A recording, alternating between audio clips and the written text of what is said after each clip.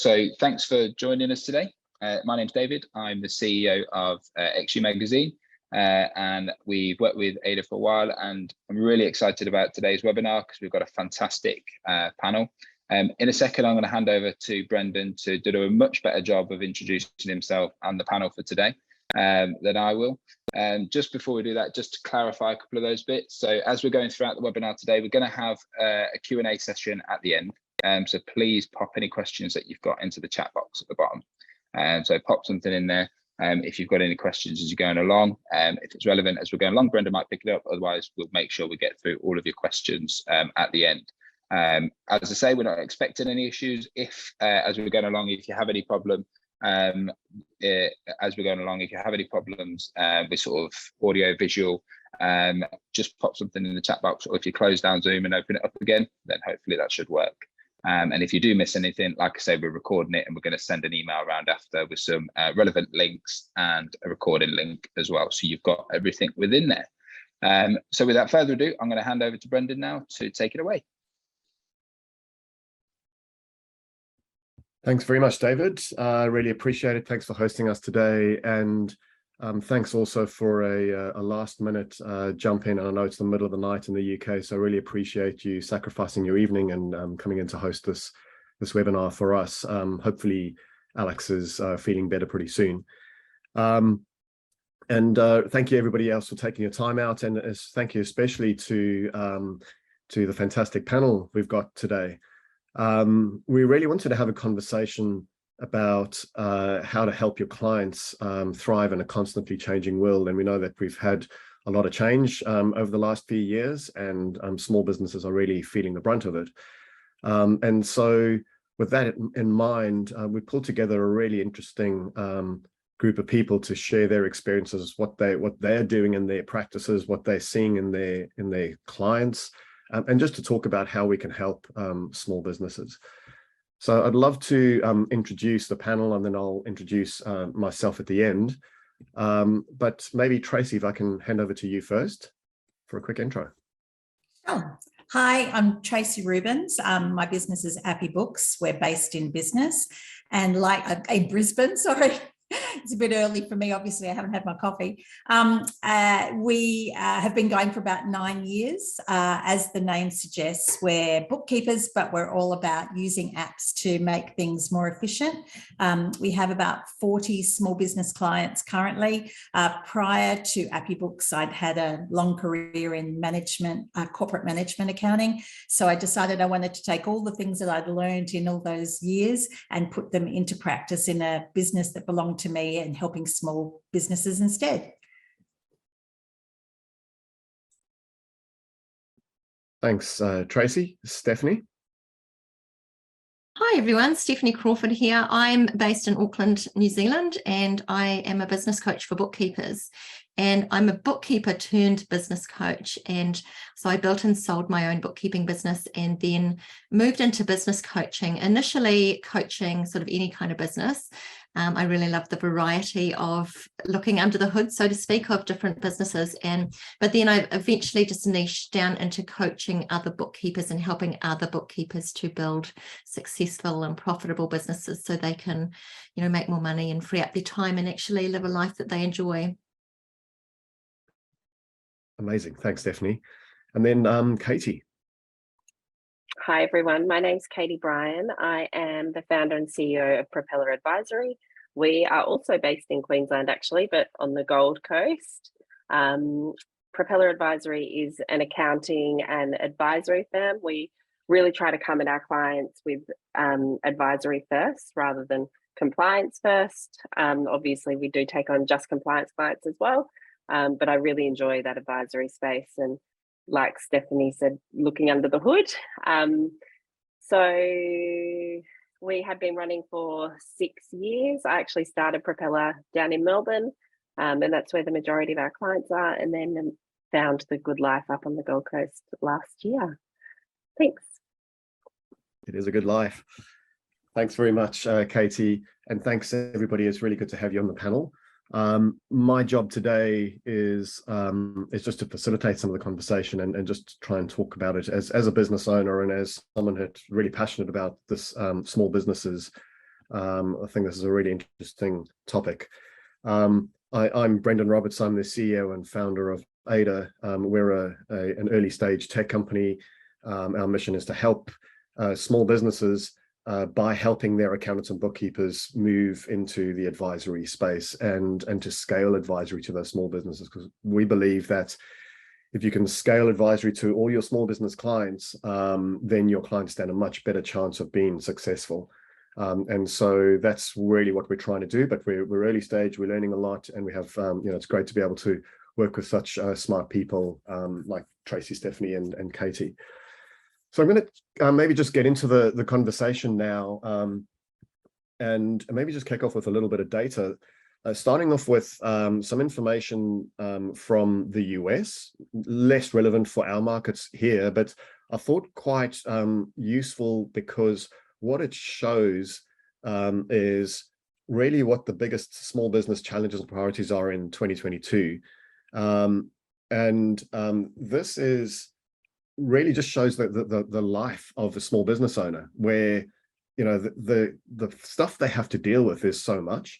The top of that bar chart on the left is digital marketing and customer relations, employee relations, training and well-being, digital transformation and new technology, IT and business process management, remote or hybrid working, revenue, funding, budgeting, and accounting is there. But, and they're all so important. But as a business owner, we all know what it means, like wearing multiple hats and having to try and be a bit of everything.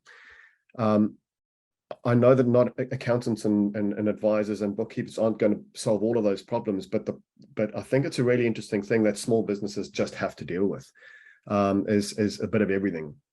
So I think that's just a bit of context. The 5 biggest challenges on the right-hand side facing small businesses, you can see how quickly some of those lines are changing. The whole inflation thing wasn't there recently, and now is a massive thing for them. Supply chain issues weren't really a big problem, but are now a big problem for them. Revenue seems to be dropping off in that graph anyway, as far as a major issue. It's still one of the top 5. And employee morale and well-being is climbing steadily. So again, everything's changing with small businesses. I found some interesting research recently about what small businesses are doing in the technology space, and this is less of a time trend, but over this is a survey in Australia and New Zealand showing what small businesses are looking for in technology, or what are they looking to do, and basically their intent to spend more in technology is growing significantly. So there is an element around they're turning to technology to help solve some of their problems, which is great. I think a lot, the pandemic has forced a lot of that behavior. So there's some context. And then this is the, for those, everyone I think here knows about Xero and their small business index, and they published this just a few months ago. And again, the high level view of this is, for so long, small businesses were relatively constant and predictable. And then the pandemic hit and things dropped right off, and things came back up and dropped off and came back. And now there's been big ups and downs over the last little period. And so there's a lot of uncertainty in what's happening with small businesses and what's the future of their businesses, what's going to happen there with all of those other factors we've just spoken about in the mix. So that was the reason why we wanted to have this conversation. I'm going to stop sharing now, and I just want to switch to the panel and maybe hand over to, maybe I'll pick Tracey, just to go to you first. Just what are you seeing and hearing? Does any of that resonate? What's the feedback from your small business clients? Certainly it's up and down. There's some that are still doing really well and some that are doing it really tough. I think of some of my small business clients as a little bit like cockroaches, like pandemic, floods, whatever, mental health, nothing can kill them. But the others, that they're really struggling and really trying to find a way through. And definitely the slide there about the technology, to me, that really resonates, because so many people are having problems finding staff. So many people are having problems with supply chains, that kind of thing. And all technology can help all those kinds of things. So the idea that they're using technology to solve some of their problems, to me, is quite inspiring, because that is what I'm into anyway. But certainly that is finding a solution for a really big problem. So yeah, some of my clients, like the top retail, the high-end retail, are definitely falling off, but I'm finding that their stuff that they sell is a lot more expensive than it was before. So less clients, more price. And then the tradies are doing really well, but they're struggling with staff and supply issues. So certainly it's a mixed bag. It's not at all static at the moment. Katie, your thoughts? What are your clients Yeah, seeing? very similar to Tracey. We're seeing there's not a lot of predictability out there in the market for our clients. Some months are fabulous, the next month is terrible, and there doesn't seem to be any rhyme or reason why. There's obviously a lot of consumer nervousness out there with rising interest rates and everything that's going on at the moment, which is impacting spending. And so a lot of our clients are seeing the flow-on effect from that. Staffing is huge. Even if we do have clients that are doing quite well, we have quite a lot of professional services clients. Actually delivering the work is then really hard because staff have left, and it's been really hard, if not impossible, to rehire in that space. So when you did show that that graph, it really resonated with me in terms of the struggles that I am seeing out there for sure. Yeah, it's pretty tough. And Stephanie, same thing for you, or do you manage clients yourself today still, or you I do. more Yeah, I do have a handful of clients that I manage myself, but I've also really been talking to my bookkeepers that I'm coaching about this as well. And what they're saying is that, I mean, we're definitely mirroring what Tracey and Katie said about staff shortages and costs of everything are going up, and supply chain delays and increasing costs. So definitely that is all still happening. Here in New Zealand, we've also had a rise in minimum wage. We've had pretty hefty inflation, which I think is mirrored across other countries as well. And so what I'm seeing is a reluctance to raise prices, because everyone's kind of feeling that, well, everyone's doing this hard, so I can't raise my prices, but they can't continue to absorb those costs either.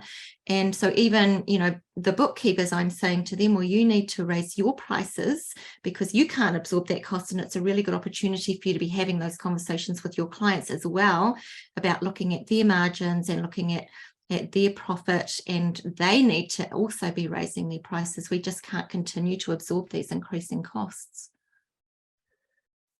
Yeah, so it's a really interesting picture, because I don't think, it's not very often that there's this much uncertainty in the market for small business clients, and there's lots going on around the world at the moment. So here's the thing with today's webinar is, like, what is your role with that as an accountant, as a bookkeeper, and what advice you're giving your customers or your clients, Stephanie? Or what do you think your role is to help those small businesses navigate these times? Because, like, it's such a big question. Like, where do you start? Where do you stop? Where do you draw the line? I'd love to hear those thoughts from you. I think it's really, I think it's really important that we do acknowledge that we are that person for our small business clients. And I think it was David Bell from Xero said that accountants and bookkeepers were the first responders of COVID, because they were like the first place that people came to when things were really tenuous and they weren't sure what to do. And so understanding the numbers is obviously the first place, like, what is going on? Let's have a renewed focus on our business. And so as bookkeepers and accountants, how do we help our small business clients actually to understand what's going on, and to reach out and be more approachable in that respect as well. Bookkeepers, I think, have more of a day-to-day and oftentimes more of a closer relationship to the client than an accountant who might see a client once or twice a year, unless they are doing advisory. And so they're really seeing what's going on at a close level, like they're seeing the bank account every week or every month, and they're often having those conversations. And I think bookkeepers have been doing that kind of advisory conversation for a long time, but not necessarily recognizing it as advisory, not necessarily having the tools to wrap around it and to charge appropriately for it as well. So that's a lot of the conversations that I'm having at the moment, and in later years, about, stepping into that advisory space. Obviously not for everybody, but some senior bookkeepers that have got an incredible amount of knowledge can really add a lot of value to their clients in correlation with their accountant, working together to help a small business to thrive. Interesting, Stephanie. Thank you. Katie, so I know Stephanie mentioned that some accountants are still, compliance focused and don't have that longer term or that regular touch point with their clients. I know your practice is really different and you focus on advisory. So for you, what do you think your role is with as an accountant for supporting your small business clients through these times? So I think for us, we meet with a lot of our clients quarterly, if not monthly. And so we have a very good grasp of where their business is at in comparison to, say, where it was last quarter or the year before. And so it's one of those things where we're really wanting to make sure that we're communicating with our clients even more regularly than that, and just letting them know that we can see that things maybe aren't tracking in the direction that they had planned for this financial year. And what are some tools that we can put in place in terms of reviewing their profitability, their margins on their products or their services, and how can we make some little tweaks here and there that might provide a bit of an added difference in the coming months, in the coming quarters. And as mentioned, it might be reviewing pricing, and in most cases it will be, because there's no reason why our clients should be absorbing all these costs and not adjusting their prices as a result of that. I'm going to come back to a point in there in a second, but Tracey, I'd love to hear from you as well. And because I know your bookkeeping practice is way different to a lot of others. I think you do take on the advisory type role, and you like to make recommendations and suggestions to your clients, and you feel very personally involved in their businesses. So I'd love to hear what you think. Where does this role of helping them, where does it start and stop for you personally? Yeah, it's true. I do think of them all like my little babies. So I'm very personally involved, and we make changes and look at the financials every week. We have look at every client and find the top 5 things that you really want to keep an eye on and really focus on that. Most of my clients I speak to a couple of times a week, and not that, that's just the way it is. We have that kind of relationship where they can just call me at any time and ask a question or whatever. But yeah, so we're focusing, the advisory is a big part of what we do in the practice. And that's really, it's about communicating. And to me, it's also a lot of clients, I find that when things are bad, they just want to stick their head in the sand and ignore what's going on. And it's finding the words to have that conversation and get them to engage and get them to make changes now that are going to make a difference in the future. Because in the whole last 2 years that we've been, operating through the pandemic, there's only been one client that's had to close down, and that was purely because of a lease situation. And so that's pretty cool. With all the changes that have happened, we've helped them with ongoing support and ideas and, keeping an eye on all the fundamentals to actually keep them going. And so to me, it's all about finding those words to communicate what is important, what they need to focus on, and what they need to change now, twisting the dials, move the levers to make them keep flying in the air. So yeah, it's a little bit different to other people, I know. And so where do you draw the line? I'd love to know, where's there something where you go, okay, that's not us anymore. It's not me as your bookkeeper. You've gone beyond, what our service actually offers. What is that? I feel like it must be a tough thing to draw, because you have access to, the financials of that business. You see everything that's going on. And there's a lot of trust involved. but surely there's got to be something where you kind of go, look, I can't help you with that. It's no longer my gig. Tracey? Yeah, a lot. I work with a couple of accountants. So with all of our clients, our accountants, we think of it like a triangle, whether there's the client, there's us and the accountant all working together. So we're all on the same page. We're all working towards the same thing. So a lot of the time, if people ask us for things that are outside of our scope, then I will say, oh, look, you need to speak to your accountant about that. Or they ask for recommendations about all kinds of things. You had on that slide before about digital marketing, and that's not in my wheelhouse. So I just find someone who I trust, who I know that they can trust, and then point them in that direction. And that's not anything other than, you had your network of trusted. I have my network of trusted advisors, I suppose, just like our clients have their network of trusted advisors. So it's, you draw that, like I know the line, I've been doing this a long time. You just find that spot that you think, okay, this is outside of what I can possibly add value in, and then pass them on to someone else. And they appreciate that as well. It's all about honesty. It is. It's the communication and honesty and knowing your limits and then passing that information on. Yeah. Yeah, we have a couple of our customers, so accounting firms that we're working with as Ada. A couple of them have actually gone as far as to do formal partnerships with the likes of, social media experts, SEO experts, things like that. But some of them have gone a step further and started to recruit those people inside the practice. So they actually have a social media expert in the practice and an SEO expert in the practice and things like that. So it's actually interesting to see where some of these advisory firms are moving to. Katie, what about you? Do you have kind of a rules of engagement where it's like, don't the lines are crossed? It's a genuinely interesting question to me. Like, when do you stop turning to Katie for help?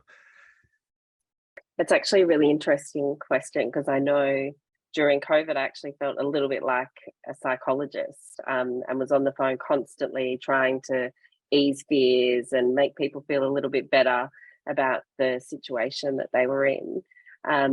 And so even then, it's like I had this hat on as an accountant, I had this hat on as an advisor, this hat on as a bookkeeper, but also this psychologist hat.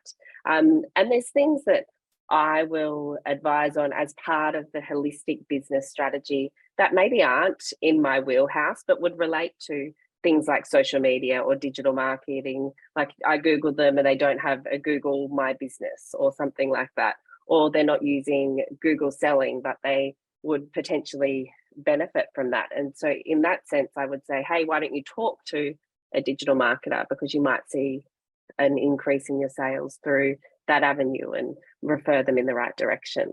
I think I had a client come to me actually not too long ago and say, all right, I went and I spoke to a digital marketer and I got a quote and it's $40,000. I'm going to do it.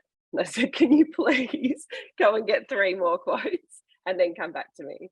And after he got the 3 other quotes, he said, Katie, thank you so much for getting me to get those 3 more quotes, because it was a third of the cost, I think, if not less than that. So that was quite entertaining. And I think maybe something that I need to be a little bit more clearer on in terms of, this is your budget for digital marketing. Yeah, absolutely. Yeah. Stephanie, before we get to you, I'd love to hear what you're telling the bookkeepers that you coach. But just a reminder to everybody watching and listening, if you have any questions, please feel free to send them through and we'll deal with them at the end. And Katie, I was in shortly after lockdown, before, I think it was just at the time when Australia was rolling out its first wave of support for small businesses. And it was all being done through the accountant for their small businesses. And I joined a webinar in Australia at that point in time. I was interested to see what the Australian accountants were having to deal with. And there were hundreds and hundreds of them on this webinar. And honestly, it was you talk about a psychologist, but like most of the conversation was just, trauma management, dealing with clients that didn't know what to do. And how do you have the conversation with your client that you might have to shut your business down? It's not, or how do you have, like, there was just so much that you guys had to deal with that I was genuinely surprised. There was that the webinar went totally off piste, but it was all because of the amount of emotion that accountants and bookkeepers were needing to deal with their clients at that point in time. And that's why I asked some of these questions, is to really really interesting to see where you draw the line. Stephanie, love to hear your view on that. Yeah, it is an interesting line. Much like Tracey and Katie have said, like as bookkeepers, we tend to have quite close relationships with our clients. We're working really closely with them, and we often joke about the fact that we are part counsellor. Sometimes, we've been through marriages and divorces and children and all sorts of things. In terms of where to draw the line professionally, I think we're all pretty clear about where that is usually. Like, for example, I have an HR consultant that I'll refer to. Payroll goes so far, and anything outside of that scope, we're like, you really need to talk to HR. We'll say you really need to talk to your accountant about this. This is outside of the scope of my bookkeeping. And like Tracey said, we've got our trusted advisors, we've got our marketing people that we refer to, and our website people that we say check them out, and ultimately point them in the right direction. And I think as business owners, we develop some sense of general business nous anyway, that we can often offer suggestions and offer some experience-based advice to our clients. And then, I think after that, we're pretty clear about where that's outside of our scope. And you just mentioned a point that I was going to ask about, because you guys all have to run your own business. You as much as you want to help your clients, you're running a business yourself. You've got to make your business profitable. You've got to find ways to generate revenue and keep costs down and things like that. So there's got to be obviously you want to look after your clients and make them successful, but at the same time making sure that you're making the right business decisions for yourself. Interesting line to work out where to start and stop on that. I'm glad you're doing your jobs, and it's not me, because I'd probably make some bad decisions that way. But back to the whole the topic about the small businesses and what's happening now. So we've seen some of those graphs, I think, show things like, there's still this recovery from COVID. We worry about there was a lot of false sense of security from government support in the last year or so. So maybe that's now running out, and small businesses have to deal with what's left over. There's changes of consumer behavior. A lot of the CBDs aren't necessarily fully back to life. Or the fringes are looking a little bit more, populous, and people are working from home and not going into the CBD as often. So do you get into some of those macro pictures with your clients? Do you talk about business planning and things like that? Do you do forward-looking advice for them on that respect? Anybody? I know that a lot of my clients do, and that would be classed more as that advisory piece, having those conversations to see what's coming up. And I think anytime you're going to do a budget or a cash flow report, then you've got to understand what the future's looking like from the business owner's perspective. So yes, I think those conversations are definitely happening. And some, not actually in all cases, in many cases. Yeah, we do a lot of that sort of strategic advisory piece, planning into the future. And we call it's like business strategy planning, and it's a half-day session where we go over what does the business look like now, where do you want it to be, and how are you going to get there, but also go over the rehash if businesses already have values and a purpose and those sorts of things, re-look at those. If they don't, then build that from scratch as well.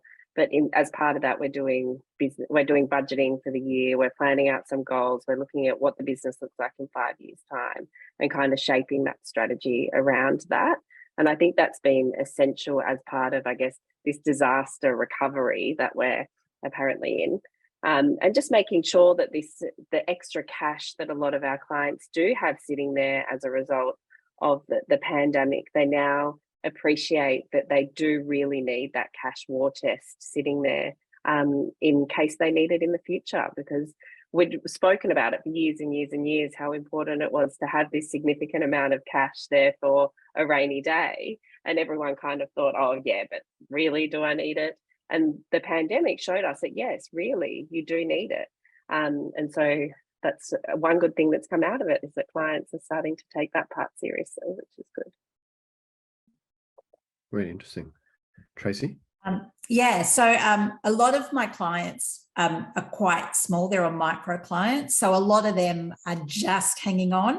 So we do some forward planning, but it's probably less formal than what Katie and Stephanie were talking about. So you're certainly looking at this year, how will I make it through this year? And then what do I want to achieve next year? But it's much more simple, because the micros, they don't understand big business planning. They're into, and they don't want to pay for it either. They can't afford it. So it's more about understanding what your client's circumstances are, and then developing something that works for them for now and for the near future, rather than looking 5 years down the line. We'll get to that if they survive and they grow, but at the moment that's too much for them.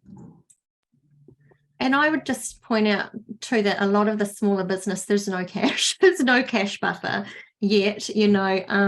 They're still hanging on, like Tracey said. They're still just kind of, I would say that's one of the biggest things that's going on in business right now, is that businesses are trying to recover from a downturn that they had. Obviously not everyone, some did thrive through the pandemic, but for those that didn't, they've cut back on staff. They're still not at pre-COVID sales. They've still got all their bills to pay. So there's no cash reserves yet. I just thought of another thing as well. In Australia as well, I don't know if Katie, you've seen this, but the ATO now are being more adamant about collecting cash. So they're less likely to set up payment plans for clients. So they're starting to collect all the things that they had let slide over the pandemic. So a lot of small businesses are now suffering with that too, with their cash reserves, in that they have to start paying back their tax debts before they can actually grow. And I don't know about you guys, but we in the bookkeeping industry, we have the situation where if you call the ATO and they say no, you hang up and you call again, because you might get someone that's more friendly. It's a bit the same in New Zealand. Or else, or just you ask the accountant, because who knows if it's right. Sorry, IRD have actually got way better and than they used to be. Yeah, and I think even just the most basic piece of advice to offer to clients is the idea of having more than one bank account, and really putting that money aside each week or each month to manage that GST payment, or pay-as-you-go withholding, or super, or your end-of-year income tax, and being able to provide them advice over a clear picture of what that might be. Is super important, to make sure that they do have that sitting there, so that they can make their tax payments on time and not default on payment plans, as we know that that's the very dreaded occurrence, Tracey. What's interesting, I thought, having just kind of done a few trips into different countries recently, is that it's the same everywhere. I think when I'm in Australia, everyone feels like it's happening in Australia, nowhere else. And in New Zealand, it feels like it's worse here than everyone else. And in the US, it's actually, everyone feels the same. It's different, slightly different in every country, but all these small businesses are really, really struggling with it. Things are definitely not back to normal by any stretch of the imagination. What I'd love to hear from, because we're talking a lot about how we help our small business clients, or your small business clients, and what you're doing. And so where do you need the most help as accountants, as bookkeepers? Where do you need the most help to be able to do that better for your clients? I'm going to go to you first, Katie. Definitely staff. If anyone can send any accountants my way, that would be wonderful. It's very hard to hire at the moment in our industry. I think the sentiment's the same across the board, and that makes it really hard to deliver really good proactive advice when we've got very little time ourselves to do it in. I would echo that sentiment with staff. I think we do have to start thinking a little bit differently about staff, though, because when we're talking about staff shortages within our industry, we're talking about experienced staff shortages.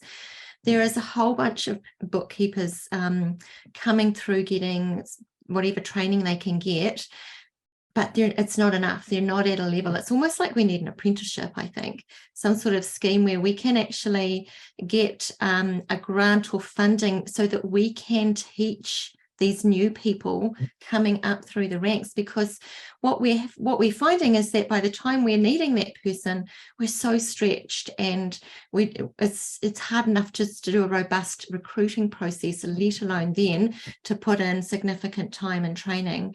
But I think that there's a resource there that we're not yet tapping into for lots of valid reasons, but I'd love to see ways that could be better.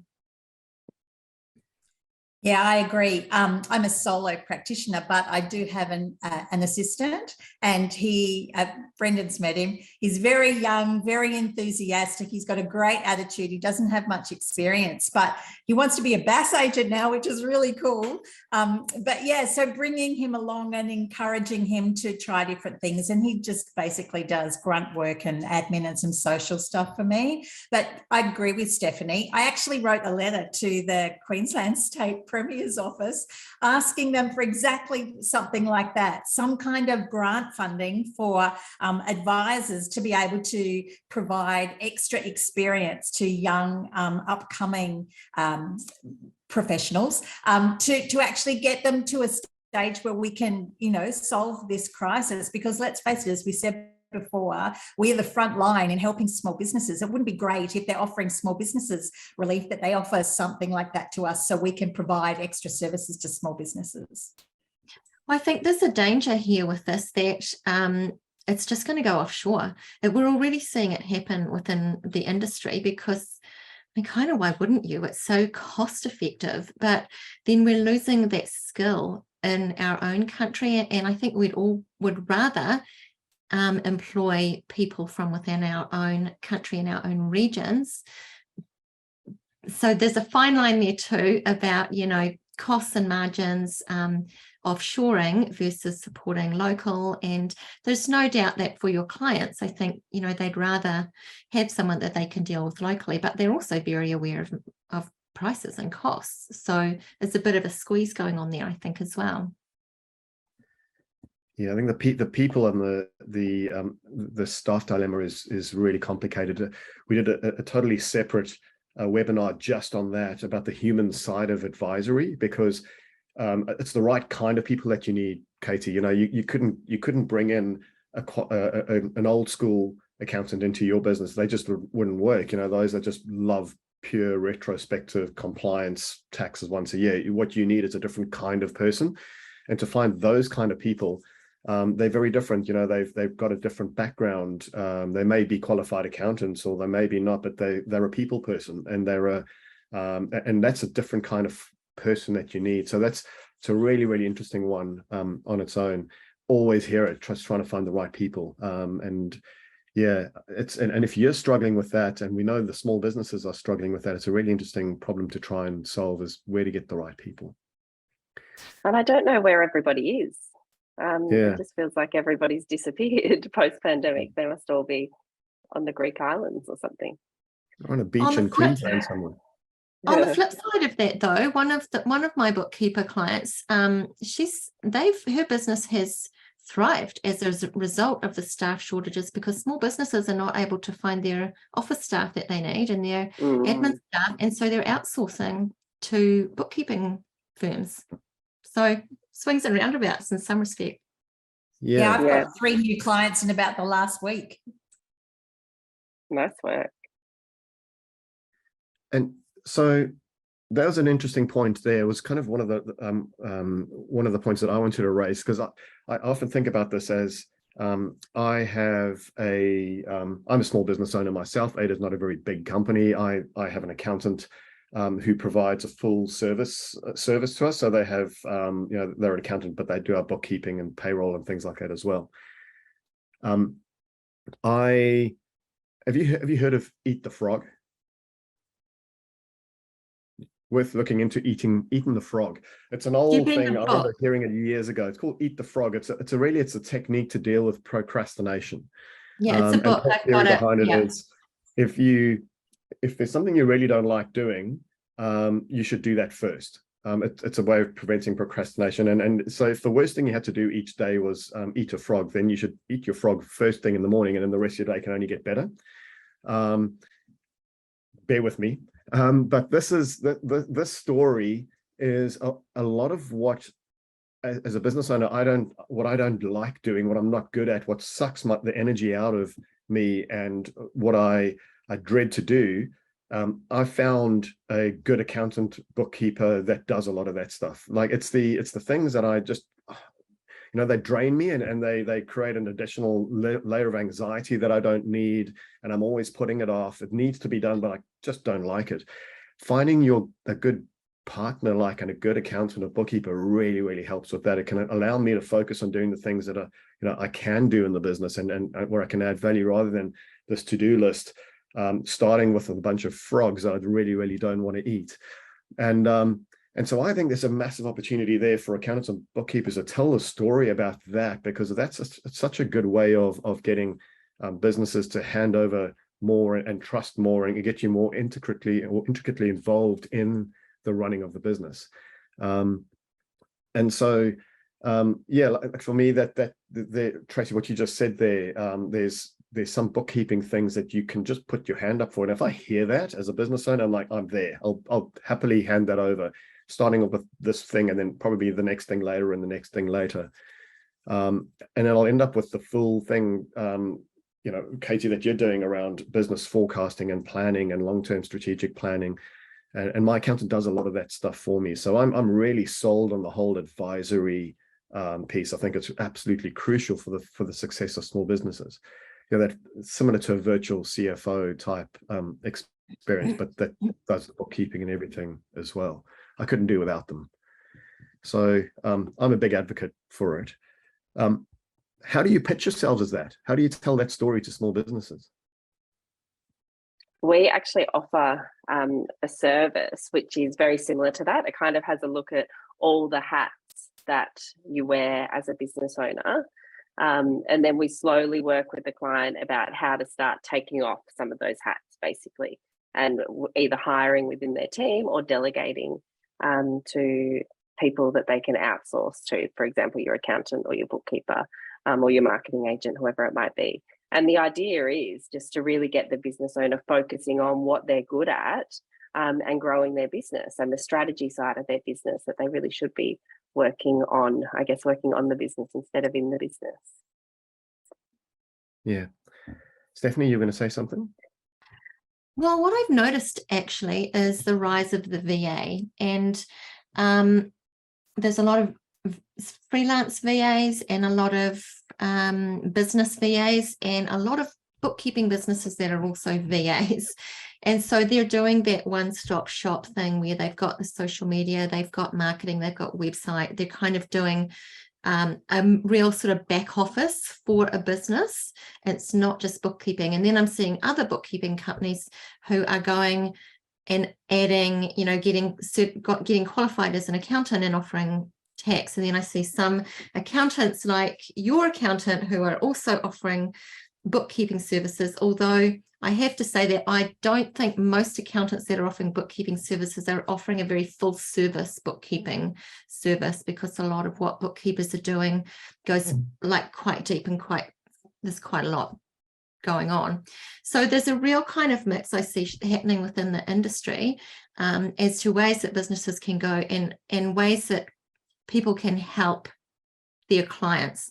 And I think it just starts with an attitude of curiosity about actually asking the questions of your clients, asking, as I said before, peeking under the hood, what actually is going on in your business, not just showing up and, processing the transactions, but having those conversations with your clients and starting, so what's going on for you in your business? Or if they're a new client, tell me about your business, and actually understanding what's happening within your business, because from those questions and from that attitude of curiosity, you will naturally find that you'll be able to fill some gaps or offer some advice, or if nothing else, learn something. For me, we get a lot of referrals from accountants, but a large part of the new clients that we get are referrals from our clients. So they're really happy with what we've done. They're really happy with the way that we operate, that it's not just compliance. It's not just, here's the data, here you go, off you go and see your accountant. It's much more holistic, like Katie was saying before. And when we meet new clients, it's like, it's like like having a piece of a string and unraveling, and you get deeper and deeper and deeper until you find what they're doing. And it's asking questions constantly. Like they get sick of me to start with, because I am asking so many questions. Why this? Why this? Where's this? Or, you know, whatever. So yeah, so finding clients, I don't like to get too many at once, because it's, you know, there's so much to do at the beginning. But finding clients isn't too difficult, because once you provide a great service, then people are going to recommend you or suggest you. But yeah, then finding what's interesting about this client is like doing that digging and unraveling all the strings. So when we speak to lots of small businesses, we have a lot of conversations with them. We hear two key things when we ask, what do you want from your accountant or your bookkeeper? It's usually two broad things. One is, I wish they would just tell me what to do, and I wish they'd be proactive. Those are the two things if you boil them up, it's that. There's obviously a lot within those two, but tell me what to do and be proactive. So I have one final question before we kind of wrap up, but how do you know when one of your clients is going to run into trouble? How do you know that and then get in touch with them? How do you be proactive about it? Maybe Tracey, we can go with you first. I have a group of headline statistics for each of my clients and decide what they are. And then I try and have a global view of the practice so I can see exactly what's going on. And then if you're looking at those statistics every single day, every single week or whatever, and you notice changes, that's when you jump in and have a look and, you know, make the change. So it's all about who needs the most help from me today. So that's the kind of proactive part, but also deciding what those important statistics are, and then focusing on them, and then being proactive to say, you need to change this, you need to change your prices, your gross profit margin's too low, whatever it is, but you need to start the conversation of how you can fix things. Amazing. Katie? It's really hard, to be honest, when you're dealing with so many clients. It's tough to know exactly what's going on within each individual business at any day, but you just do your best. And so I try to pick a number of clients that I review a day or a week, and kind of jump in and see where they're at, especially if I know that there's an industry that's specifically suffering at the moment. So for example, at the moment, I might be paying close attention to my e-commerce or retail clients as first and foremost, to just check in and see how they're doing.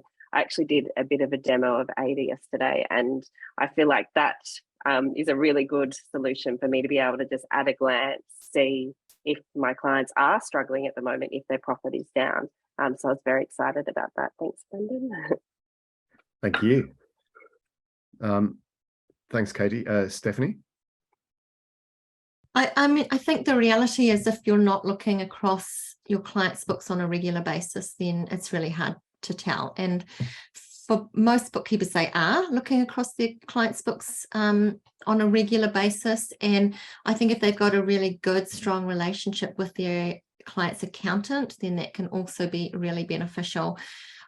I would like that relationship between bookkeeper and accountant to be stronger, because you have some accountants who really get it.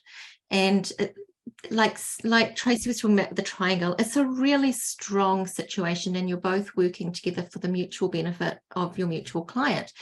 But then there are still some accountants in this industry who see bookkeepers as a threat to their business. They don't really understand, and they think we're taking work away from them. And I'd love to see that education about, you know, the ability for accountants and bookkeepers to work closer together is a really strong point for a client. If you've got both of them in their corner, and, you know, Katie was talking about, it's really hard unless you're, you know, if you're looking, but if you've got a bookkeeper who, you know, can actually alert you to something's going on here, and I think we need to have a deeper dive into this, into what's going on, then, you know, that can be a really strong relationship. I agree completely with that, Stephanie. And I think that there needs to be a lot of work around that bookkeeper accountant relationship, I have a lot of close friends that are bookkeepers and run their own bookkeeping practices, and hear the most horrible stories about emails that they're receiving from accountants and things. And I just feel like there's no space for that within our industry, and we should all be lifting each other up, not the other way around. Yeah, thank you, Katie. You're right, absolutely right. We have some of my clients have received really rude and disrespectful, like they won't give us advisor access to Xero. They're really protective of it. Like there's so much of that happens so often, but we really love working with accountants who we can really have a great synergistic relationship with, and it works really well when we do. Always happens on these webinars. Right at the end, you find this juicy subject that you could go on for another hour. And we might have to do a separate one just on that. But unfortunately, we are out of time. I haven't seen any questions come through, so I'll get back to David in a second to see if he's heard of anything. But I just wanted to thank you. There's been some really interesting themes that have come through today. Kayleen, I'll get to you in a second. Looks like there might be a question there, Kayleen.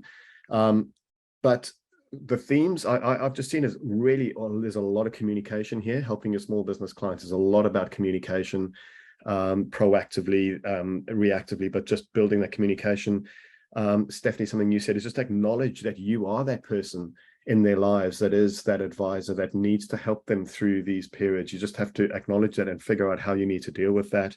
A lot of it is down to the trust that you have, the relationships that you have with your clients, but then also the networks that you're building. So where you can hand referrals over to other experts. You don't have to be able to answer all the questions, but you should be able to hand some of those over to some trusted networks. Some of the pain points, Katie, about experienced staff versus staff, the right kind of people in your practices to help you serve your clients. And then one of the key themes about that, the triangle, the relationship between the accountant, the bookkeeper, and the client. So lots to think about, lots to digest. Hopefully, there's some really useful information there for some of the other people in the audience. David, I'm going to come to you for a second. Looks like Kayleen has raised her hand, but I'm not sure I can see if there's a question there. Yeah, Kayleen. I'll just allow you to talk, Kayleen, if you want. If you've not typed it in, you might want to talk it through. No, that's okay. I just wanted to tell you that I couldn't write anything in the chat box. Oh, okay. Oh. That's all. Okay, that's why there's nothing in the chat boxes. Thank you very much. Okay, well, I've never had that problem before, so thanks for that. I think the chat is not open to participants. Okay, that'll be why it's a bit quiet out there. But let's that'd be why it's been quiet out there. Sorry, that's completely my fault. I must have pressed the wrong button when we started, so that's my fault. Sorry, guys. It's the middle of your night, and I think we can probably just say that Tracey and Stephanie and Katie have answered all the questions. I think that's probably where we got to, is just the brilliance. I just wanted to thank everybody again. This has been a fascinating conversation for us. As like I said, we're an early stage company. This is not about ADA. This is about helping small business customers, helping your clients. If our mission is to help accountants and bookkeepers scale advisory to your clients. So if you're interested, if you don't know about us, scan that barcode and we'll get in touch and set up a meeting or book a demo. But the ultimate goal is helping small business customers navigate the upcoming turbulent times, to help them be more successful, to be proactive and jump in there and help them. And that, I think, makes accountants and bookkeepers really, really important in the future of the small business economy. So for me, that's the passion. The passion is working with the smart people on this panel and working, how do we help you get scale your capabilities out to your clients. So if we can figure that out, that's it's an interesting place to be in. So thank you very much for your time today. And David, I'll hand over to you to close.